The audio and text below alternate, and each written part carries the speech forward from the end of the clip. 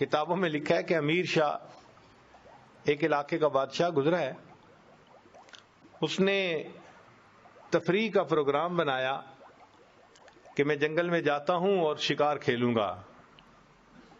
اس کے ساتھ پولیس بھی تھی. 3 دن اس کا وہاں سٹے تھا. اب پولیس والوں کو ایک گائے وہاں نظر آئی جو چر رہی تھی، تو انہوں نے دل میں سوچا کہ بھائی کوئی اس کا مالک تو قریب نظر نہیں آتا، تو یہ شاید بغیر مالک والی گائے ہے. انہوں نے اس کو ذبح کر لیا پکڑ کے اور اس کو گوشت بھون کے کھا لیا.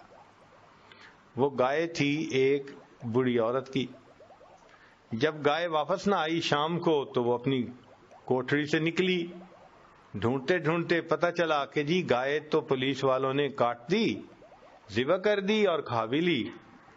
تو اس نے کہا کہ جی میرا تو گزارا ہوتا تھا اس کے دودھ دہی پہ، اب آپ لوگوں نے اگر ایسا کیا تو مجھے پیسے دے دیں، میں کوئی اور گائے خرید لوں. انہوں نے پیسے بھی نہ دیے. اس نے کہا اچھا پھر مجھے بادشاہ سے ملاقات کروا دو، میں اس سے پیسے لے لیتی ہوں. تو انہوں نے کہا نہیں، ہماری نوکری چلی جائے گی. انہوں نے بادشاہ سے بھی نہ ملنے دیا. وہ بڑی پریشان کہ اب میں کروں تو کیا کروں. کسی سے اس نے مشورہ پوچھا تو انہوں نے مشورہ دیا کہ دیکھو بادشاہ نے 3 دن کے بعد واپس اپنے گھر جانا ہے، اور راستے میں ایک دریا پڑتا ہے اور اس کے اوپر ایک ہی پل ہے، دوسرا کوئی راستہ ہے ہی نہیں. تم وہاں چلی جاؤ. جب بادشاہ کی سواری پل سے گزرنے لگے تو تم کھڑی ہو جانا اور بادشاہ کو روک کر اپنی بات کر دینا. بادشاہ تمہیں گائے کی قیمت دے دے گا. وہ بڑھیا وہاں پہنچ گئی.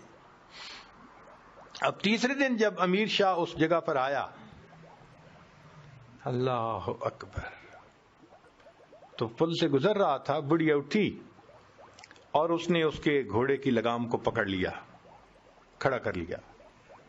تو امیر شاہ نے پوچھا اماں کیوں میری سواری کو کھڑا کیا؟ تو اس پر اس بڑھیا نے کہا کہ امیر شاہ میرا اور تیرا ایک معاملہ ہے، میرا اور تیرا ایک معاملہ ہے. یہ پوچھ رہی ہوں کہ اس پل پہ فیصلہ کرنا چاہتا ہے یا قیامت کے دن پل صراط پہ فیصلہ کرنا چاہتا ہے. کہتے ہیں جب بڑھیا نے یہ بات کی امیر شاہ کانپ گیا، نیچے اترا. اماں کیا بات ہے؟ اس نے پورا واقعہ سنایا. امیر شاہ نے 7 گایوں کی قیمت دی اور دیکھے کہا اماں اسی پل پہ معاف کر دینا، پل صراط پہ میں جواب دینے کے قابل نہیں. تو جس بندے کے دل میں یہ ایمان مضبوط ہوگا وہ کیوں دھوکہ دے گا کسی کو؟ تو اس ایمان کی مضبوطی کا اثر پوری زندگی میں آتا ہے، کسی ایک چیز میں نہیں آتا. ہر کام میں یہی کیفیت ہوتی ہے اس کی.